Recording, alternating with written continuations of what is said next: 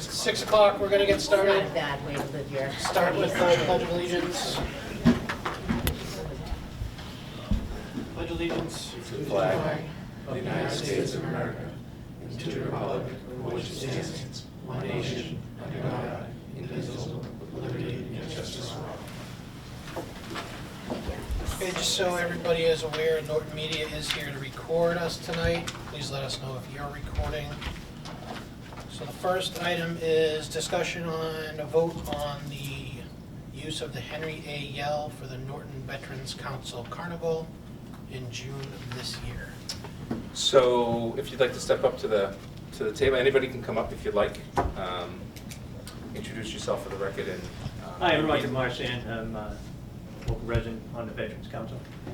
I'm Dawn Cheppis.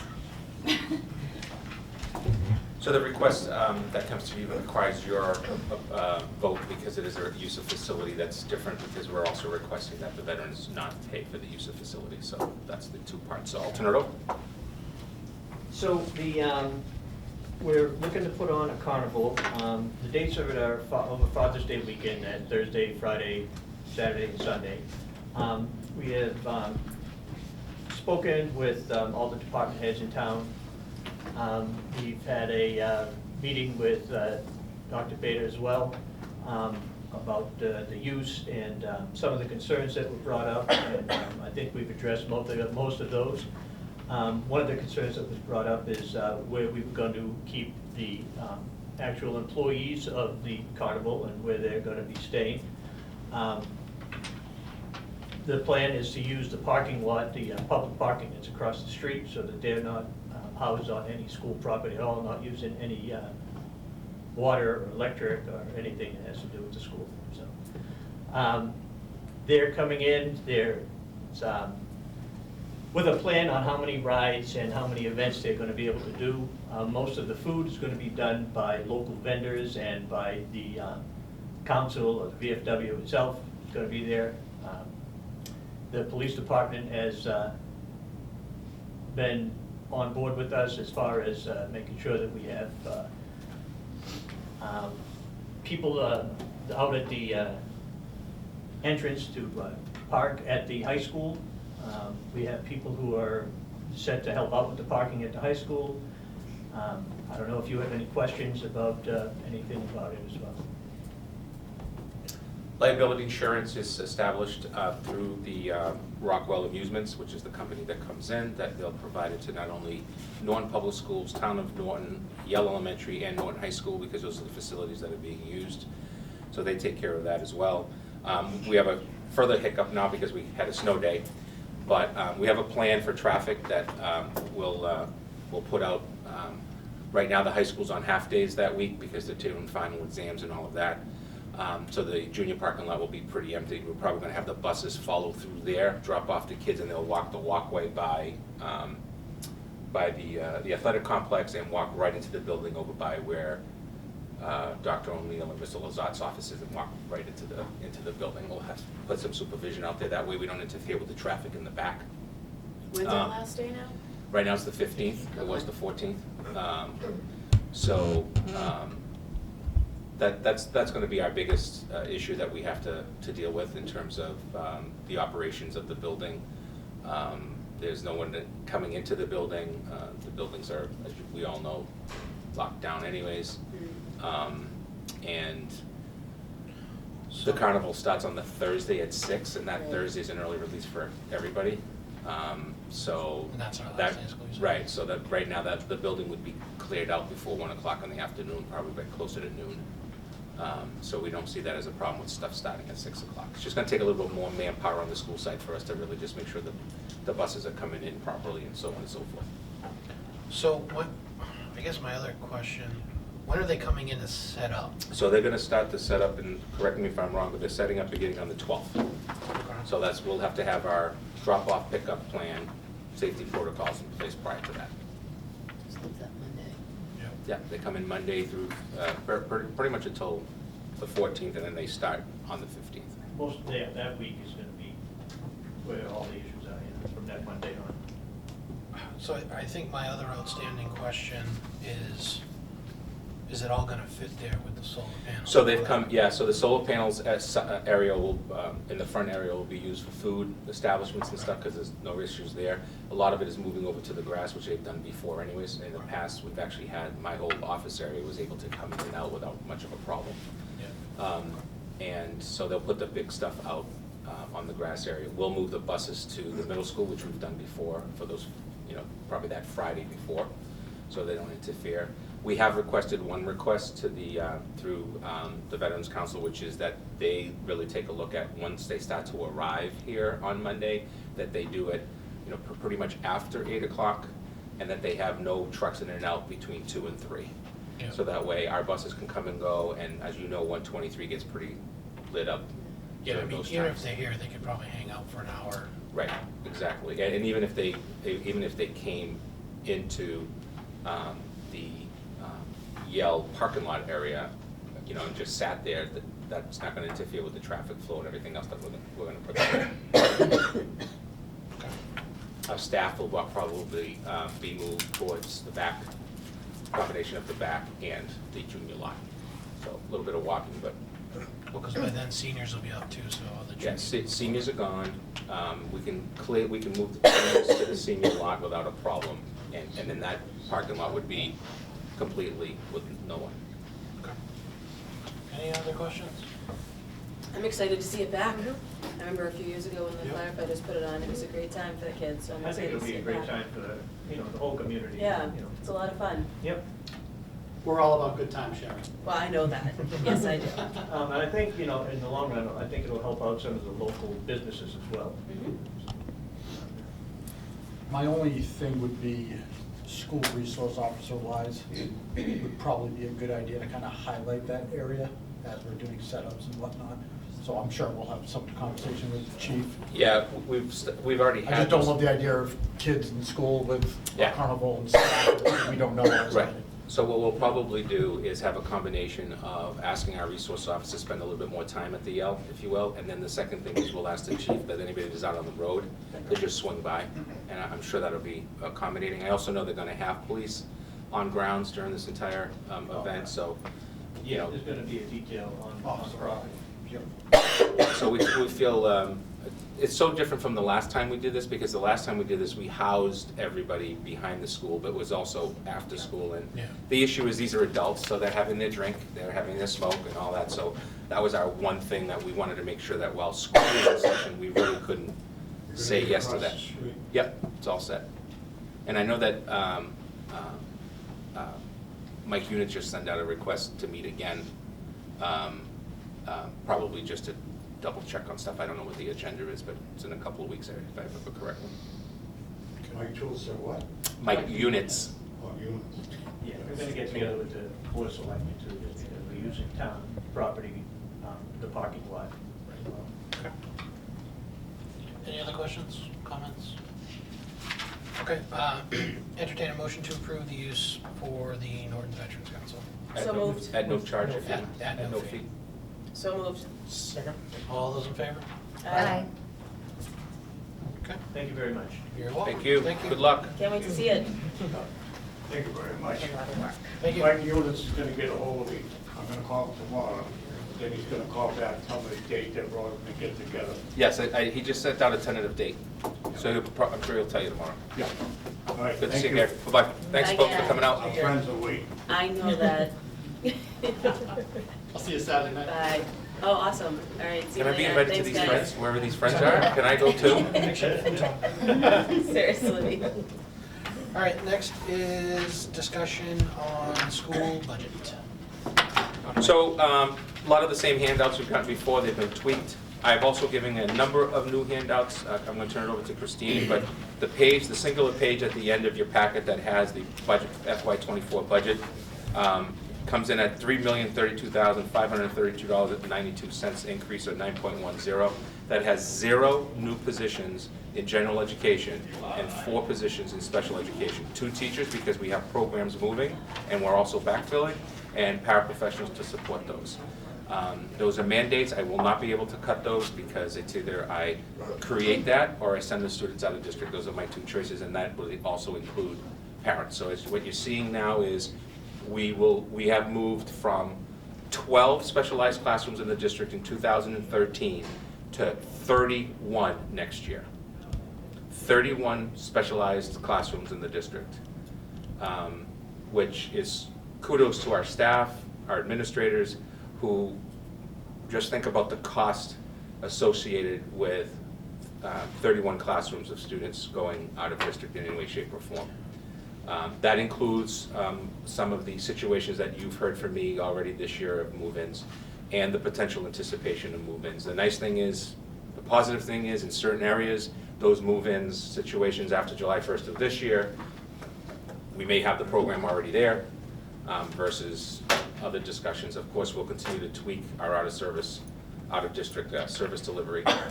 The two collaboratives have come in at 5.2% increase to tuitions, and BICO voted this morning at 10% increase to tuitions. So that's on average about $5,800 per student going forward.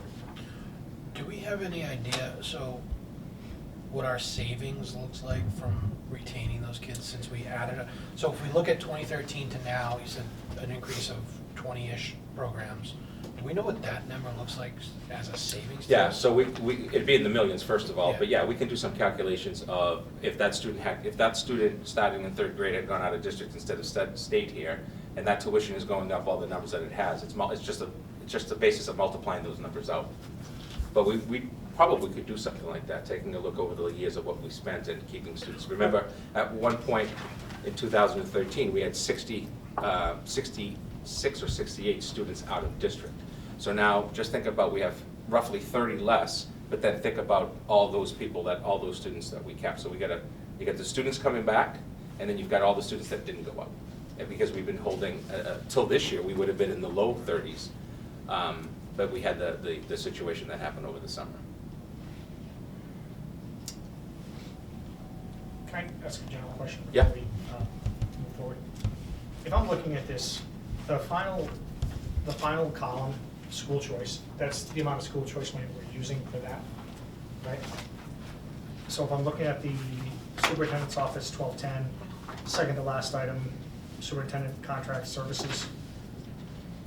FY '23, we budgeted 0. FY '24, we're requesting 0. We're spending 50. So we're spending 50 there, right? Yeah. So can we, if we look at this again, can we look at this differently? So right now, we have a 0% increase, when we're really increasing it by 50,000. So can we do the percentage increase, if we see this again, with the school choice money included in that as a budget request? Because that's really what we're Sure. increasing that as. Sure. So it helps me to look and say, okay, that stands out as something that's weirdly, going up a lot. Right, and that's versus- not individual personnel contract, that's stuff Yeah, that no, comes out of the central This office. this isn't a question about that. No, one. but I'm It just saying- was just the first one there. I'm just clarifying in terms of, for example, if we have contractual services that's added to the district, it may come out of contractual service superintendent line. We have, for example, technology stuff that comes out of there. Yeah, and all that stuff. honestly, if I'm speaking very Well, frankly, I don't care about that, like, I Right. mean, I see what you're saying. What it is it's more like I wanna see what the Yeah. increase is, Yeah. so we can We'll see say. if we can clean that up before we print. All right. Okay, You can do it both ways, you can have yeah, percentage increase from whatever, Yep. without school choice and percentage with school choice, because the school choice money matters, it's not false Yeah, money, it's so real you mean money. because it was in school choice last year, you want to see that % difference, correct? Well, that's a good question, right? So, 'Cause that's yeah, what- I mean, we probably would. So if we're budgeting, if we used in FY '23, 50,000 from the budget and 50,000 from school choice, so it's really 100,000, and this year we're doing the same thing, then we can kind of look at it both ways, say, yeah, okay, we're actually, it's a 0% increase because we're just at the same number. But if it's something where we're using school choice where we weren't using it before, we should highlight that as a percentage increase, because it is an increase to that line item. Make sense? Yep. All right. yep. I'll turn over to Christine for handouts that she's provided you that are brand new to the way we do this. But I think it makes some sense, and I would like to see if the committee agrees as well. It is these right here.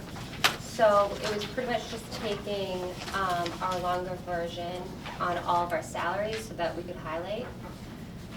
Just using the FY '23 comparison to the FY24 proposed budget. So the first one just breaks down by department with teachers, paraprofessionals, admin assistants, custodians, principals, and the rest of the district-wide, including central office. And below that is just highlighting the extracurricular stipends that we have, as well as coaching. On the bottom, it just shows that in this figure, these numbers, these are the FTEs that are also grants. So they do drop off, as you can see in FY24, because of the loss of some of our grants. And on the next page, we just did a summary of all of the schools as a whole, so we can see the percentage and also the different categories that we have increased significantly or decreased. And then the next one includes the same, except it also includes central office. And there's just some charts to go with that as well. So if you look at the final one, you'll see that LG holds 12% of the total salaries, JCS 18, the Yale 14, Norton Middle 22, the high school 28, and Central 6. So it takes, it summarizes it in bigger numbers instead of, as you know, we have to provide you the packet, the one that has zeros in it and has nothing on it. It just makes it 30 pages long. This is just trying to take your biggest portions of your project, of your total. Before you vote the budget, I'd like to take you through new information based upon the numerous emails and phone calls I'm getting around Chapter 70 and all of this increase that's taking place throughout the state and where Norton lands. With that, indulge me with that. Yep. Any questions on that handout? I noticed this only because I had a question on it. Your nurse's salary for the JCS doesn't match from this to this. So our 23 actual on here is 34,483, on here it's 38,483. I'm sure it's probably just a typo, but. We'll look at it. Yeah, so my real question though was the JCS and the high school nurses' salaries, both more than double.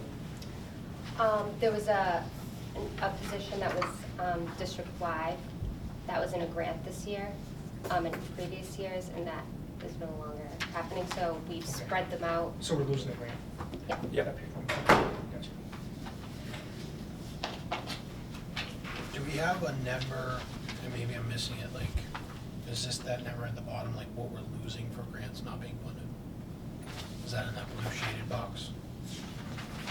So I guess my question is, No, I don't think you if have. lack of funding for the grants, do we know what positions we're Yeah, on the hook for? yes, we can give you those, they're in the budget, I think it says actual grants in it, but we can give you a separate page that has all the positions and what the grant is, and what the total is for each of that. So that you know that if $1 million in grants is no longer here, it's another $1 million, that's part of that $3 million you have in the budget. So, Go ahead, sorry. I guess the hard question is, if we brought on a position due to a grant, Yeah, and the bottom falls out of this budget, are we looking at those positions first, because those were the newest ones? Like, those how would positions that- may have to go back into the budget and something else in the budget comes out. Okay. Remember that this is So it's like a give and take. So the typical process that we try to use with these one-time grants is we try to move them from, a third into the budget by the end of the third, another year, by the end of the third year, we get 100%. You gotta remember that we are under a fiscal cliff of 24. Yeah. These grants have to be used. And the ESSA money in particular has to be targeted. So we did interventionists, we did reading specialists, we did the math coaches and all of that stuff. Those could potentially still stay at the expense of something else, or a hard decision that we're no longer gonna do that, which is problematic. Nick, you had a question? Yeah, I think that kind of answers my question. Okay. Yeah, it's gonna be, as Dinesh uses the word, fudging, not fudging, doing anything illegal. It's gonna be a hard discussion around I never say fudging, I say Yeah. money is fungible. fungible, okay. It's different. It's gonna- There's a. I was thinking about Wildly fudge. different. Fudging is making it up. My point is, and this has happened, so Nick, you probably don't know that, this has actually happened one time before. where we made $2.1 million worth of personnel cuts. We cut if you remember, we cut the food services department. Yep. We cut 7 classroom teachers, an administrator. We rolled back from 4 tiers of busing to 3 tiers of busing, and that's how we got to a number that then allowed for us to go to town meeting in the fall and get something back, which ended up being the transportation cost. Was that 4 years ago? I think it was 4 years ago, yeah, maybe 5 now. I think it's 5 actually, because we had a 3 and we're in the second year for travel, so. So I have another, a question and maybe an observation / suggestion. Page 9 of 16, at the very bottom, we have networking, and then on the following page, networking supplies district-wide. What is that for? Is that for hardware? Hold on, what was the page number? Page 9. Page 9. Very bottom. Yeah. Sorry, I should have said what it was. Am I reading I it wrong? don't see it. Yeah, right, the 122. The 122. Yeah, well, yes, yeah, that's gonna be my question, yeah. But my first question is, what is networking exactly?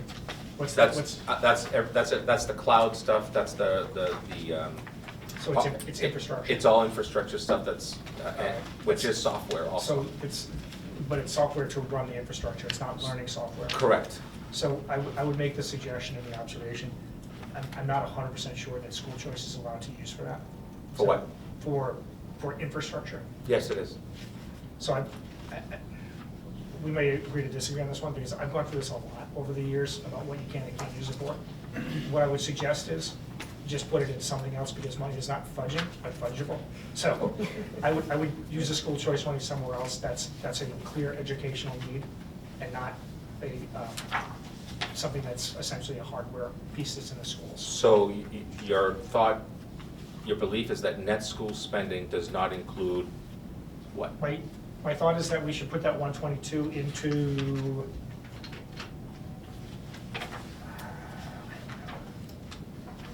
supplies, whatever, I think somewhere we've done else. this before. Yeah. Yeah. Like, I don't love that it's in that area, because I don't believe it is supposed to be used for that. And I've literally spoken to Desi about this, and is it allowable? So I would suggest we would take the 122. We're not doing anything, we're just basically moving the 122 that we're using to a different area, and we could take the money that we were using from the budget from there and put it down into networking. It's just Okay. moving, it's changing how we're paying for something, that's all we're doing. All right. I just don't love that, because it is not clear to me that is allowable under the guidelines of Well, school I mean, choice. to me, it would fall under your technology, which is where we get all our one for one. Yeah, but Because when you you have talk to to have a them. network to run the technology. Yeah, when you talk to them though, they said it has to be, it technically has to be, originally your first use of it is supposed to be for the education of the kids coming in under school choice. But X that, if you can't specify that Johnny's coming in from wherever, Taunton, and we're using his money for Johnny, then it has to go to the educational benefit of as many people as it can. All I'm saying is, take the 122, use it somewhere else, take that money from the budget and just move it down to. So you're saying find $122 of 22,000 of something else. To pay for using that money, and So, move that over there. That's Peter to Paul. We're not doing anything untoward, it's nothing, shady. We're just simply using school choice money to pay for something that I feel much more comfortable about using it for, rather than that. It's literally like if we went to the, I don't know, hot dog vendor and I had 5 ones and a 5, and I gave them the 5 instead of the 5 ones, that's all. We're just With school using, choice money. we're just using different. Right, but if the committee wanted to go to build a brand new lab, it could use school choice money. So it's. I don't. I think maybe it's a preference of this committee to do Yeah, it that way, which is fine. I'm not super I just- comfortable with it, and that was not the impression I got when I spoke to them. That. But if you look at the regulation, it says it actually uses a lab as Listen, an if you guys example. want. No, I don't. Go right ahead. I don't want to argue about it, I'm just simply, Yeah. I had not heard it that way and, at all, but if that's the preference of the committee, I'm totally fine with it. I don't love using it for operational, I really don't love using it for infrastructure. Okay. We can make those changes.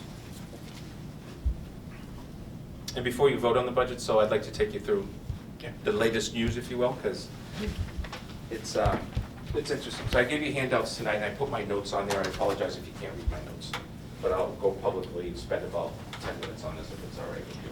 This comes directly from DESI. This is the latest information as it relates to everything to do with Chapter 70 funding.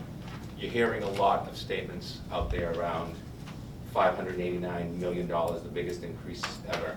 You have 3 pieces of information that I think are relevant.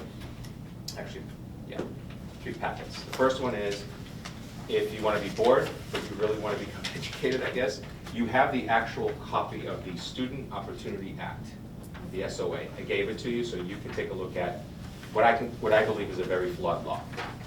That's just myself speaking as your superintendent, because I know what it's doing here in terms of the issues. The number one issue is, 10 years from now, approximately 116 to 120 school districts in the Commonwealth are going to be complaining in the same way that all those other districts that are getting this money didn't get their money. Because we're taking from this to pay for over here, and we're leaving 120 districts behind.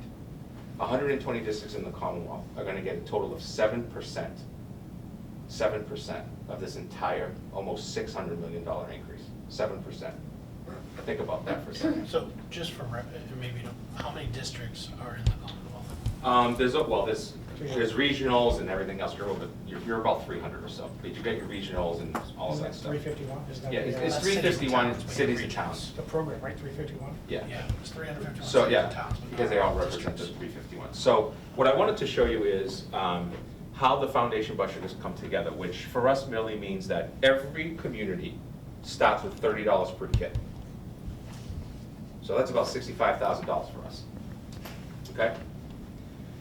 But then, within the formula, what you'll see is 2 big ones. One is low income and special education enrollment, and then the local contribution. We'll talk a little bit about the chart if you want to, but Chapter 70 has 6 factors, only 6 factors. This is when people say, I don't even know how they come up with this stuff, it's 6. The foundation budget is part A, and the local contribution is part B. The foundation budget is enrollment plus what's called the wages adjustment factor plus inflation.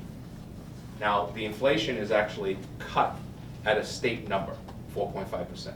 Even if it's 8, that's the highest that they go. That's the flat. The second part are the local contribution and this is where we really get into some issues. Property values, not low in Norton, right? Income, you are moving almost yearly into high numbers. Your income in this town is now higher than some of the local communities that you think you're actually below. Department of Revenue, you can go right to the site, you can click per capita income, and you're breaking numbers that you've never broken before as a community. We're talking about 88, 90,000 plus versus years ago where it was very, very different. That's a good thing in many ways. People are doing better, I guess. In a negative way, it's part of the formula. And then the last part is the municipal revenue growth factor, which is how much, really at the end of the day, how much revenue growth did we have from year 1 to year 2, which for us is very, very little on a regular basis. We're not screaming millions of dollars in growth. The benefits here of the foundation budget, sorry guys, I think it's up here, is right in this category here, where you'll see benefits and fixed charges, the guidance and psychological services, special education, out-of-district tuition, English learners, and low-income students. And you'll see on the, before we get there, I might as well talk about this, the charter school tuition. We're at 66, and I gave you that number. We're at 66.2 FTEs total of either Foxborough Charter School or any other charter school that students may go. Dinesh remembers when this number was over 2 million. Yep. Carolyn does as well, because she was doing the committee. So right now, your total cost after the reimbursement is $1,087,623. I remember when this was $2.3 million, right? So the way that they do is you get your charge of your tuition according to your local tuition. So every town that sends a kid is different. So it's $1,353,625 minus what they call the reimbursement rate back to the town at $265. So you're only getting charged $1,087,000. I shouldn't say only, because it's a big difference. Then, from there, we're gonna go to the summary chart. And you have this as a handout as well. And do I have to enable this? Yeah, Help me that's out. just, Do you have it up here already? Do I Yeah. have to? Sorry, guys, I thought I had it touched right to it, and I don't. But if you look at this, you've got Chapter 7 District Summary, 2189 students, should move over here.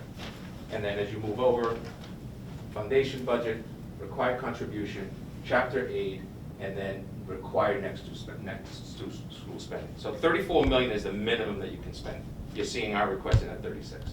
So you're starting to see that this is what's been going on for a number of years. Then you have, how do I get out of this one? To the next one, the one that I really want. this one? Yep. Okay, so this is one that's really, really important for all of you to know. You get a certain categories, left side, and you get your students across the top. So your students across the top are aligned multiple times with on the left-hand side. So administration, preschool, on average, 10,000, you're getting 10,182 times 46 kids. Full day, 68,000. Elementary, 365, 645, and so on and so on. And you come across and you'll see that that number is $2 million and then $11 million, depending on each of the categories. And of course, you'll see that classroom teachers and specialists is where our big number comes in at over 11.9 million, right? So that's how it works. You have another page there that for each of these categories, it tells you exactly how much each student is. So you could be a kindergarten student that's also under special ed. So you're getting, and when you look here, there's one that's really interesting. The vocational one, this was 0 for years until we started a program. So we are getting, quote, money in the formula, $544,000 for 33 students as part of the entire formula. And our overall foundation budget per pupil is up at 13,307. That's not all in. That's part of just the foundation budget. Everybody's got to remember that. So here's the big difference. This is the new stuff, the low income. So we've seen ourselves 2013 when Joe Biota got here at group 1, 0 to 5.99. Actually, we were like just getting into group 2.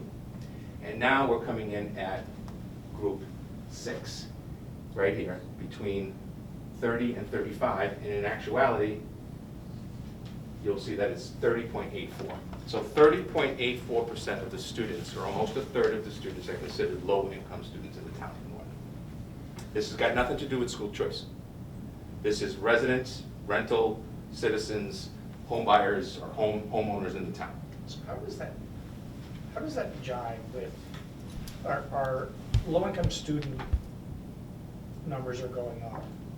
At the same time, our designation as an ability to pay town, we're sitting here saying, hey, we're starting to surpass other districts. So prior to 2007, if you remember, DESE came in right around 2006 and 7, and they said to a number of communities, of which Norton was one of them, we're giving you too much money. If you remember, we were getting 60 cents on the dollar in Norton, right? And I was told this when I got this, and I went backwards and looked at what our numbers were.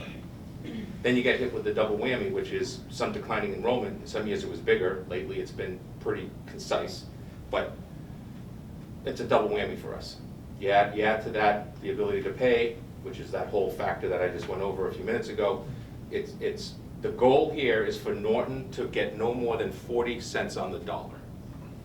That's the minimum, because of where you fit into the ability to pay.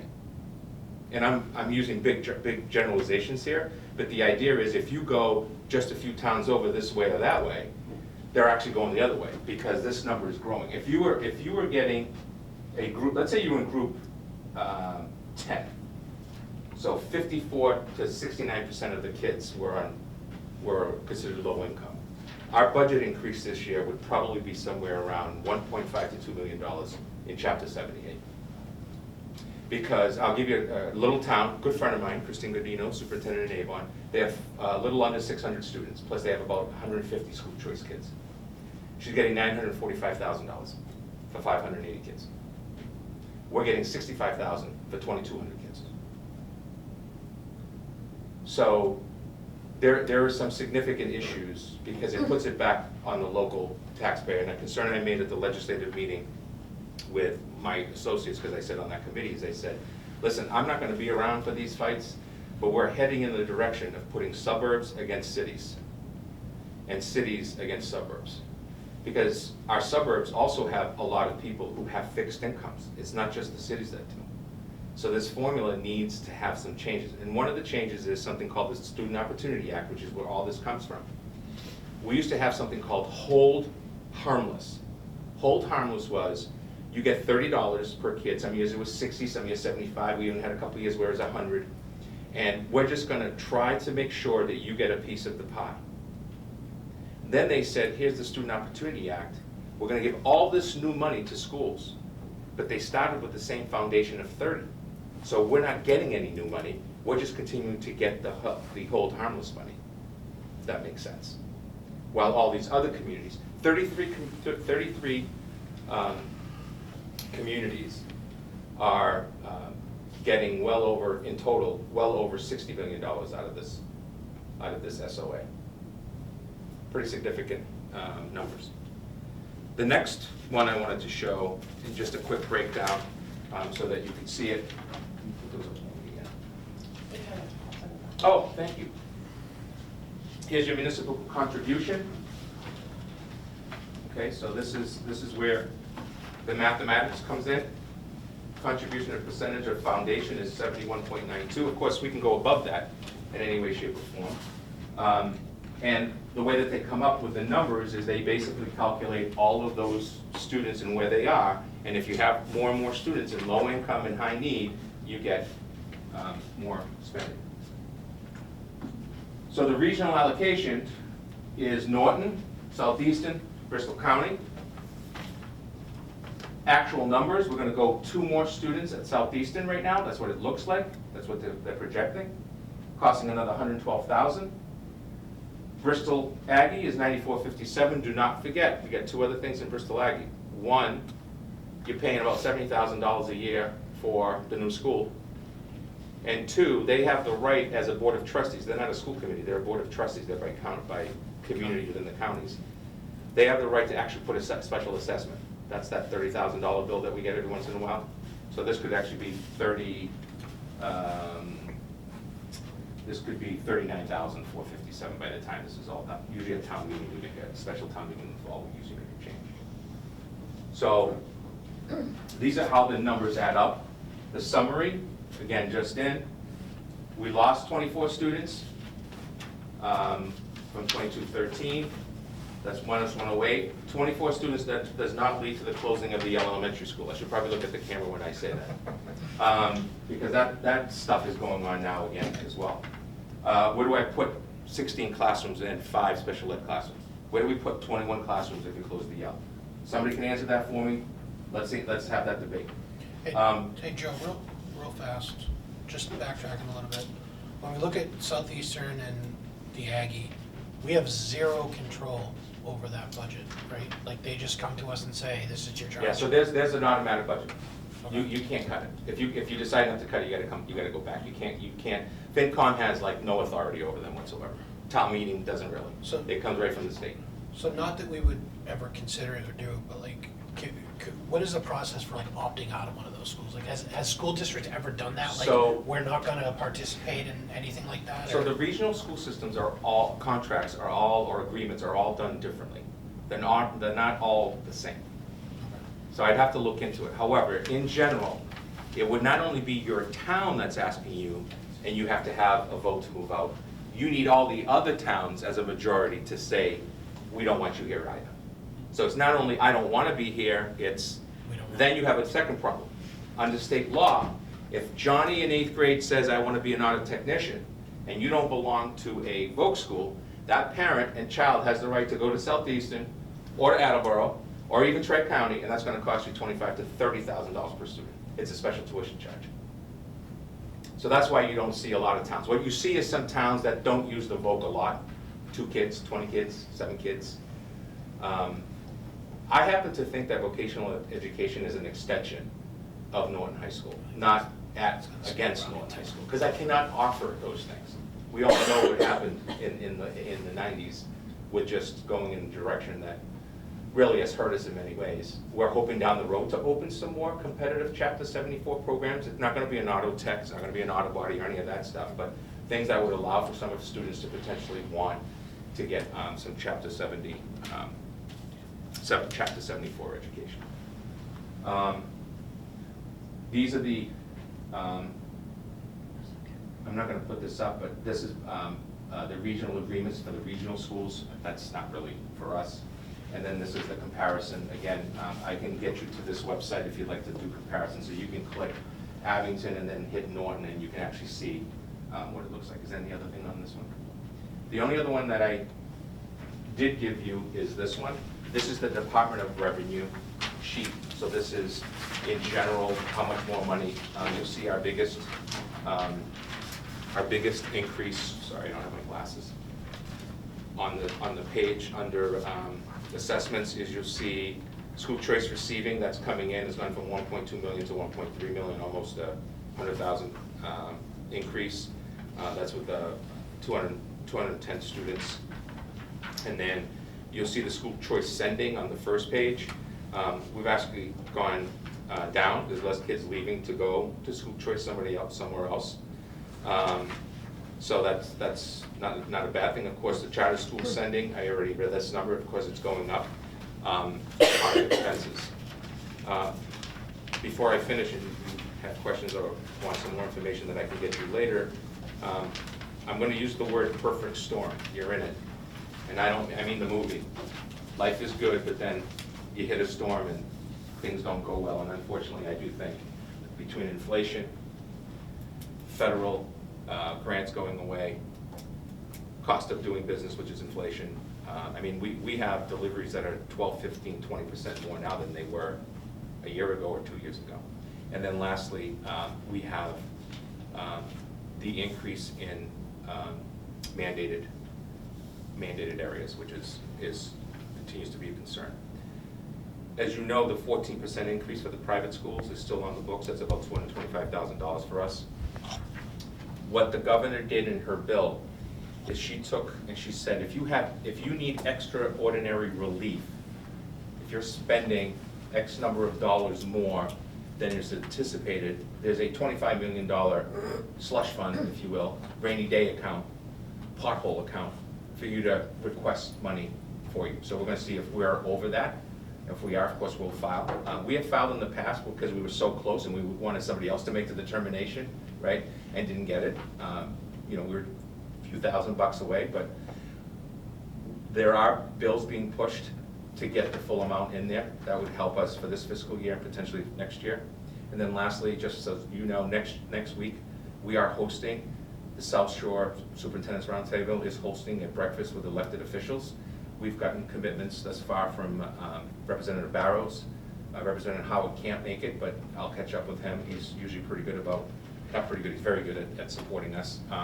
And the idea behind that is all of us are at the table as superintendents with our local representatives. We want them to hear a few things that we don't think they have information about, such as hold harmless is SOA for 120 communities or so.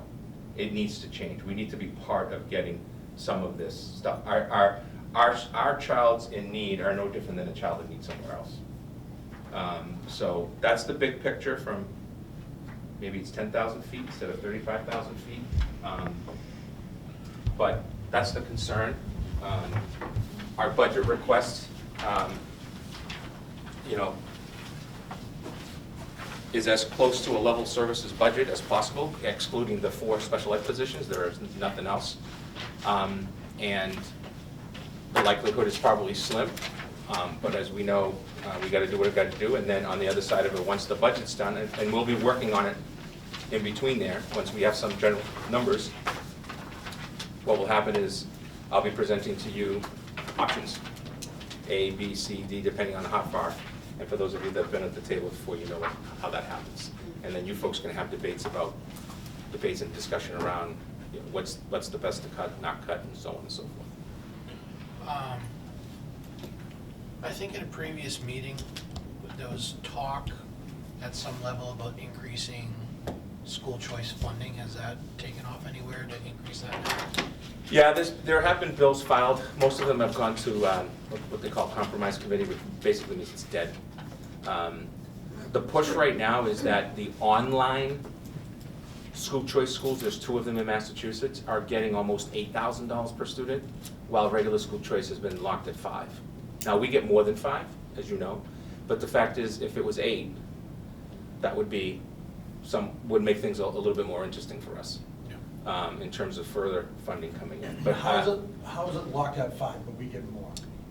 Because we provide services to students. So if if a student has a occupational therapist for 30 minutes once a week, the formula allows for us to do that. And then we also, so what happens is, if you take a look at it, the service delivery model allows for us to go in, it's kind of like circuit breakers, like everything that the student gets. So for every single student that we have in the choice, we lock in and say, yes, we do this, no, we don't. And we, of course, it can be audited, so we don't lie, we provide the truth. And that's But, something so we on just average, it started comes out last year, higher. right? I'm sorry? Just started with the extra services last year, we found out that. So what we did last year, thanks to your business manager, who at that time was the financial analyst, which by the way is a position we no longer have, was cut last year, is Christine went through for every student for the purposes of school choice and said, we need to really hit this. She also did it for special education. And we saw a six-figure increase in choice, and we saw a 6-figure increase in circuit breaker because of it. And it's time and money, but if you can collect $500 from this student, and $300 from that student, and $1,000 from that student, next thing you know, it's $100,000, and it does take time. It's not a one-day job, but if you bang it out every couple hours, every few days, you can get it done, and it's worth every penny for a community like us. And then when you showed us something about $34 million minimum. 34, yes, so that's the net school spending minimum that can actually happen from the town. Now, if the town was belly up, it'd have to do what happened to a local community a few years ago, which is go to the state and get some funding until they get their financials in order, which does happen very rarely, but it does happen. So the idea is that somebody could say, well, if you're spending 36 and the state says you only need to spend 34, then you're spending too much money. That's an argument. So a lot of school systems are above, like typically we might be 14, 16% above. Most school systems are 29, 30, 35%. So DESI sets that minimum based on? Yes, all of that. And what we do, so that you know on the background, is for every student, we're entering about 3,500 different things. Not only your address, gender, your name as a dad, and your wife's name as mom and all that. Then it's all the classes that they take and services that they get and all of that stuff. That's what Laurie does in the main office. So that 34 million, probably playing the number a little bit. DESI sets that number based on every district, and you have to spend it. Right. So if we, hypothetically, if the town went in and said, you have a $36 million budget, we're cutting $6 million. Right. They can't do it. No. The town, the first thing that's going to happen is the Department of Revenue is going to get involved, and the Department of Revenue is going to figure it out for you. And in some communities, what they've done is they literally have taken the money the following year in order to bring it back. There's no borrowing of money. There's one community that tried to borrow money a number of years ago. It's actually in receivership still, if I remember correctly. So they've taken the power from the school committee and the superintendent and brought in a receiver. You guys play a model of, you don't even do policy. You basically just get information. And the receiver has full carte blanche of the community. So net school spending has been that one nail, if you will, that says you have to do this. And towns do it. And the issue with, let's call it what it is, the issue with this entire situation here is the state's giving less and less money to Norton, which is Correct. then throwing it back on our taxpayers. And that is the singular biggest picture issue, and I am very adamant about this discussion because I fully believe that if you're just cutting every year for 5 years, eventually you become low performing, state receivership and all those things. And it's not because you don't want to spend the money, it's because and Dinesh knows this because he did it early on a number of years ago. We went through 10 years in Norton where the increase of the school budget was 1% or less on average. And anybody knows that you can't do anything with that. Now, we've been very lucky, I've been very lucky, we've been very lucky. We've been averaging anywhere on the low end of 2% to a high end of 4.5% over the last 10 years. And that's, part of that has been the argument that we've made for supplemental money at the fall town meeting after free cash is announced. But I would make the argument, we've been getting that, but that in and of itself, that alone was actually not meeting our needs. It was the addition of the school choice money that kept us, above water, if you will. Yeah. I think And it if, was also that year that we cut the food service program, we changed all the busing, we got rid of 7 classrooms. I mean, that was a bad year, Athletic but fees, we increased million athletic things. fees, we increased Increased every transportation fee, that fees. everything. I remember we sat at the meeting Yep. and said that year, like, there's nothing left. There is absolutely nothing left that And we we- can do. That was the year we had it was a very quick discussion, but we were talking about athletics as well. yeah, Of getting rid of Paid athletics. play. Mhm. Paid Yeah. more paid Yeah. play. Activities, paid play, yeah. Right. We're always, I say this somewhat jokingly, but we're always talking about you should leave the MASC or DESE or the Vogue or whatever. We really should secede from the state. That's what we should, but honestly, and I'm saying it jokingly, don't send the National Guard, but, we give them a lot and we get very little in return. I mean, it's just, the idea that the school choice has been held at 5,000, since we started this program, since we started the damn program, Since- it's held at 5,000 is insane. Well, yeah. I don't understand that. I mean, it's just, look around you. Nothing costs the same as it did, when did we start? 10 years ago? 9 years ago. 9 years ago, almost a decade. If you went back a decade and said, all right, the costs from a decade ago, are they in line with the costs from today? Not If even they had close. simply given us the They went chapter doubled. 70 percentage increase, so let's say the percentage increase for chapter 70 was 3%. If they just took that 5,000 and gave it as 3%, then the next year 2.5%, and then the next, we at least could say it's a lousy increase, but we're getting something. Tie it to inflation. The biggest Love issue, that. the biggest issue, and to school choice that makes it controversial is, listen, my colleagues that board of this community and I get along very, very well because we're professional. But I'm sure the superintendent at X community is not overly happy that he's losing potentially kids to Norton. But bad. what happened was, all the communities around here, except for the cities, started to really have some enrollment questions. And so what happens is, we were the first to step in, and now it's happened. Everybody that surrounds us, except one community, there's another community that's thinking of it, because the same 300, 500, 600 kids we lost, some of those communities now are being projected that they're gonna lose. We have one right next door that's losing 300 kids over a 4-year period. Those are the type of numbers we were having. So, and the churn is, we call it the churn, which is, 25 leave, 20 come in, you're down 5, then the next year it's down 24, the next year it's up 13. We just had, I don't know if I have it here, so I apologize if I don't, but we just had a year, I left it back in the office, where from one year to the next, we actually went up like 26 students in 1 year. We lost kids to homeschooling. What are we seeing now with homeschooling? They're coming back at a higher rate than we were losing, which is good. That's great. We welcome that. They're residents. They should use their schools if they want to, at their choice. But the formula continues to be flawed. We argued about it when the SOA was being pushed, that we need to spend more money because students are ELL, low income, and special education and all of that. But until you really become, I hate to say it, a low, if you have drastic increases in enrollment, you're gonna see a positive of the SOA. But if you have declining or stable enrollment, $65,000 does not pay for our paper to put in copy machines in the district. I just wanna say that, so that we all know. So that means that everything else above and beyond is on the Norton taxpayer. And there isn't a whole lot of love, as we know, for certain words and for certain discussions when it comes to that, so, which is fine, but it is what it is.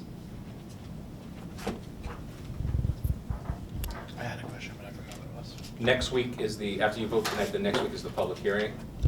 At the start of our meeting. Actually, we're gonna be in the auditorium because we are hosting a boatload of football players and cheerleaders, if I remember correctly, from the town for doing some victories. And we have a presentation from a young lady and recognizing just gonna something keep the else. meeting down Yeah, there? we're gonna keep the meeting down there. Do we not have anything on the 4th now? That is correct. So- We don't need the 4th. Sorry. So we're not doing a Saturday budget meeting? Right, This is essentially our Saturday budget meeting. yeah, So we're just meeting again next Thursday. right. Regular And then we don't meet, after next Thursday, then we don't meet until the 23rd. When is everything due to town hall? 13th, Monday. Okay. Mike today was asking, what do your numbers look like? And tomorrow I'll share with him in general after your vote today. But I didn't want to give anybody any information until the school committee. And we have no information from the town about any. Yeah, we've sat down already once. We plan to sit down again. Yep. So I do need a motion. Can we, sorry, before we Yep. get there, can we just go through some of these line items so I know what they're talking about? Yep, and if we can't give it to you, we'll turn it around. Go crazy. Page 1, Which form, Nick? school committee contract service. What is that? So that's your MASC, and I believe there's also some type of periodical, that type of stuff that goes to the chair, that type of stuff. We can get you a line item if you'd like. Yeah, I mean, I just want kind of Yep. idea on that. I mean, again, I know it's $6,000 in my 9 months here, 10 months here.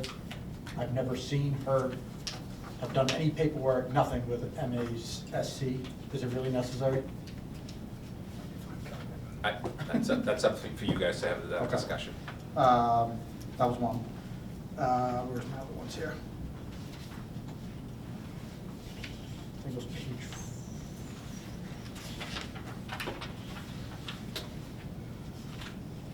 page, sorry, 6. ATT officer salary, what is that? Say that again? Page 6, Yep. right under testing and assessment, but it's actually under attendance services. Attendance officer salary. What is that person do?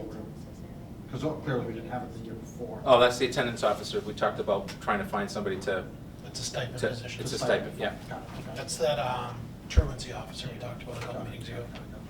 this is the situation of trying to handle our absentee issues, if you will.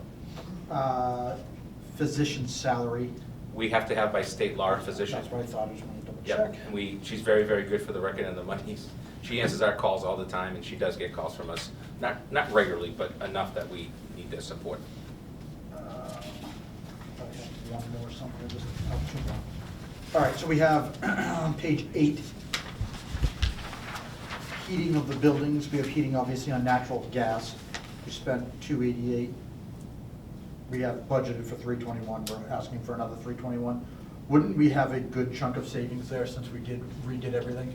Potentially, yes, but again, that would be part of our savings here, is what we have determined will go back to the town. So we don't know that until we actually get into it. This year's been a very good year, so there's a potential, but that's part of that whole train, is that if we have a budget of $300,000, we use $260, we should be able to turn $40,000 back. Got it. Okay, and then that was the same thing for the solar panels. I also asked about the networking thing, so that's good, and I already covered that. And then I think from a mandate education, obviously there's a lot of numbers here and whatnot. I think overall though, and I'm fine with voting this right now, but I think overall, with the school choice stuff, I think we really need to look at exactly what that program entails from the 218 kids or so 210. that we have. How much we actually receive, how much we're actually dueling out based on, you know, how many kids are special education within that group? How much money?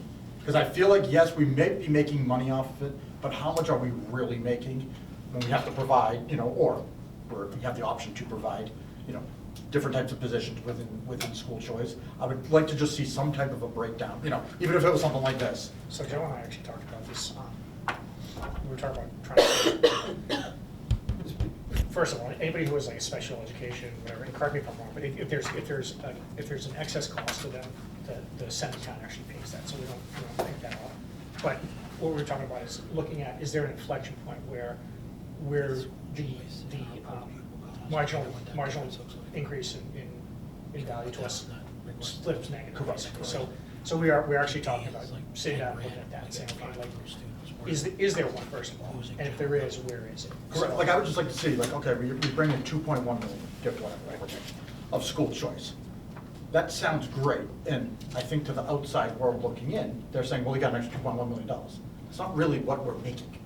Yeah. We have to pay out X amount of dollars to cover this, that, the other thing, whatever. I kind of want to see that breakdown of, hey, school choice, yes, it looks like this nice fancy number that we're getting, we can just take $2 million and spend it on whatever we want. We obviously know that's not the case. What does that actually look like in terms of the hard, real number that we actually are making? So, it's a great question, because we haven't hired staff. We've hired one digital learning specialist out of school choice in the entire time of school choice here. We took $150,000 to start full-day kindergarten. Everything else has been curriculum, technology, trying to think, software that's connected to curriculum. Yeah. We started our entire, to your point, we haven't had to hire more staff because of school choice. That's one. Two, without school choice, but without $1 million in school choice, we're even deeper in the hole than we currently are. The question really becomes, how do we take any of those, I'm gonna guess it's somewhere in the same 18 to 21%, our special ed, I don't have that number in front of me, but it's usually aligned to whatever your district is doing. What does that look like in terms of, to your question the other day, if there was 3 kids in there and 2 was school choice, could we reorganize the program in some way, or could we potentially out-district the student, or whatever the case may be? I don't like ever saying that, because I know what the money means, but I think the issue is that we've gotten to the point where we've started to use the school choice money, and I'll give you a perfect example. I know it's not liked, I know that it was ridiculed, but the budget for the school department was cut $900,000 from the school committee recommendation last year. It's a fact, right? What you voted and said is what our budget should be was not provided.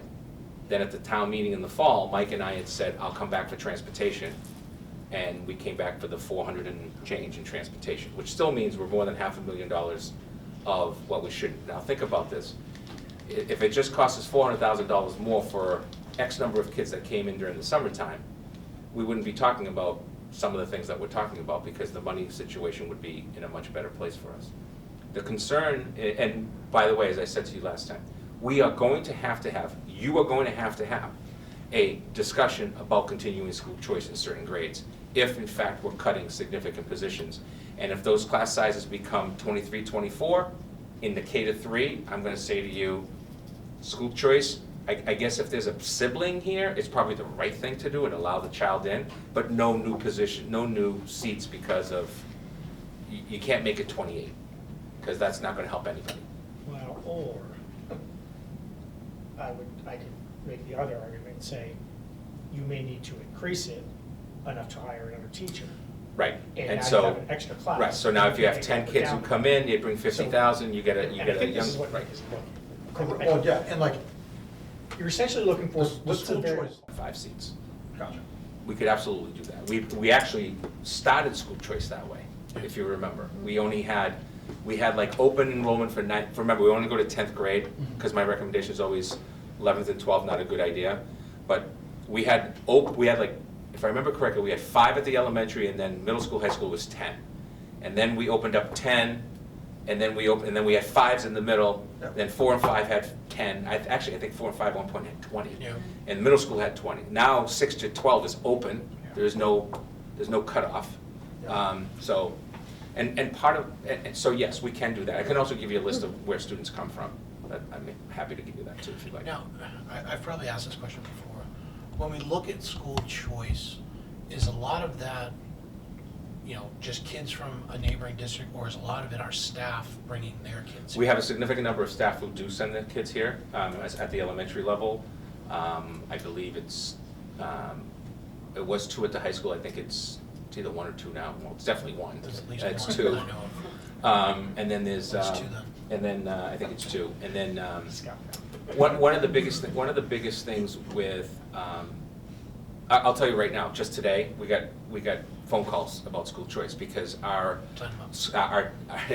school choice is usually up around March. We usually have a sign that's something that says, starting April 1st, applications will be available. And people are already calling and saying, you know, how do I get my kid in type of thing, which is not a bad thing. And some of these phone calls are definitely very involved A- students. They're not students who are trying to just leave their current district.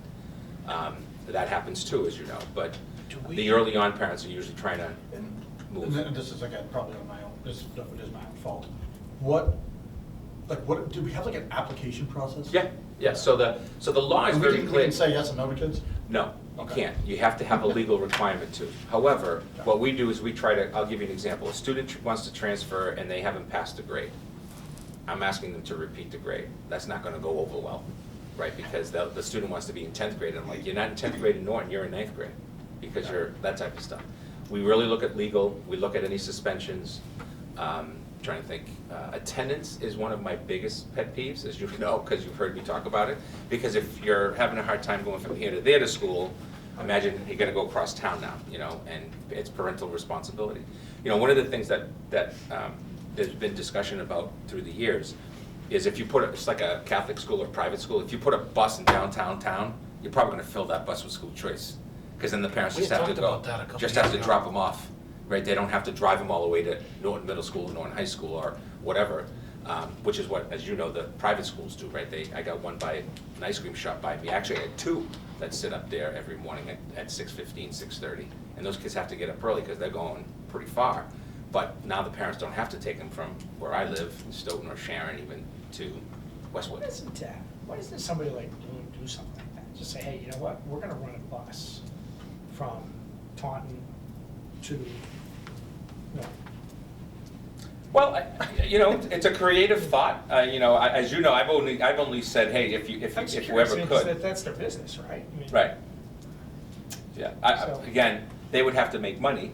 Well, in order to they're do gonna it. charge for it, I mean, I'm assuming, right? But, Well, Right, but if they filled the bus, the they first- could train to Boston for like BCI. yeah, I mean, they get a student rate. but they We are still- entering a very interesting dynamic time period in public education for a number of different things, coming out of COVID, the politics of education, all that stuff. But the one thing that is happening consistently nationally is more and more parents are, regardless of political affiliation, are more involved with choice.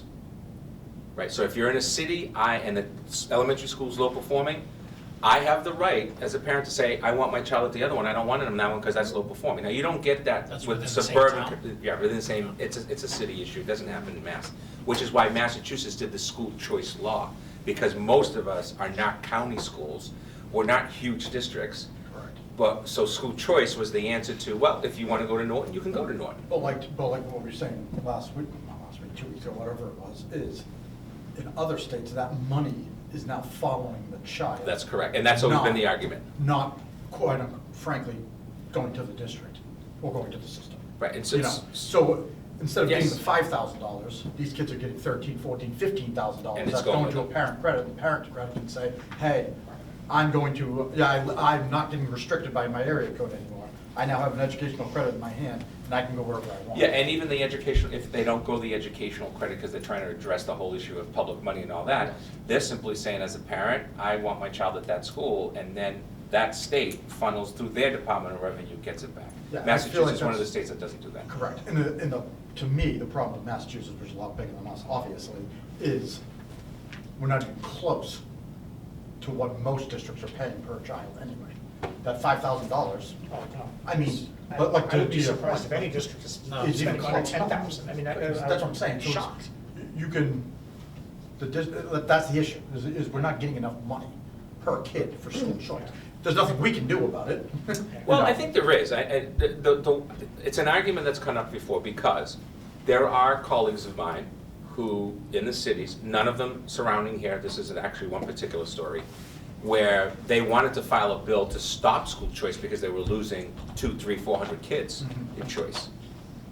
And my argument back, and I was at the table, this is years ago, was, well, wait a minute, time out here. I know it's bad for you, but it's potentially great for me. Yeah. So I'm sorry, but the federal law says choice. You cannot not have choice. So they can't just get rid of it, Correct. as much as some people want to. I also think that choice has made us more competitive as public schools. 100%. That's the one You're thing. not losing 200 kids because you're too good. Correct. Let's be honest. Well, it makes- You're not educated. Exactly, well, that's the best part about it, is it makes the districts have to hire good teachers who are going to make sure these MCAS scores and the scores and testing and blah, blah, blah, blah is a good program and a good district that kids want to come to. Right. So then we can get them out of Mansfield, Taunton, Foxborough, whatever, and vice versa. If we're not doing our jobs in schools and, our schools are going down, you're gonna lose kids, and then the district's gonna be losing money. Well, I mean, So we have this think the about, competition model. We have this conversation all the time. I think I have plenty of targets on my back, but I stay with the school choice because I know what the story was here in Norton 10 years ago. Go, go, go, and none of us, 5 school committee members or the superintendent, fighting a good fight about how do we become better, A, and B, competitive. And I think Dinesh was on early on with this, Dan, and then Sherry and Carolyn. At the end of the day, we just started to send out a better message. We don't do a lot of like in-your-face recruiting. We just don't. I mean, we're not trying to, of course, if I'm ordered by the school committee to do that, I'm happy to do it. But my point is, we try to do it professionally. Correct. And a little town like Norton getting 210 students, I think also speaks to the value of education that people outside of your town think about Norton and Norton Public Schools. Not everybody can live in Norton. Yeah. I mean, we just talked about the formula, right? But happy to get some of that information for you. 36,364,830. okay, any other discussion? Entertain a motion to approve budget as presented. So Second? Second. All in favor? Aye. Okay. We have a long meeting next week. Just to let you know, I'll be bringing some stuff my knee's acting up. forward. We'll be doing some good things too, because we're presenting to some kids, so it'll be good. I have no other business for the committee. Entertain a motion to adjourn. So moved. Second? Second. All those in favor? Aye. You all? Thank you. Have a Great good night. night.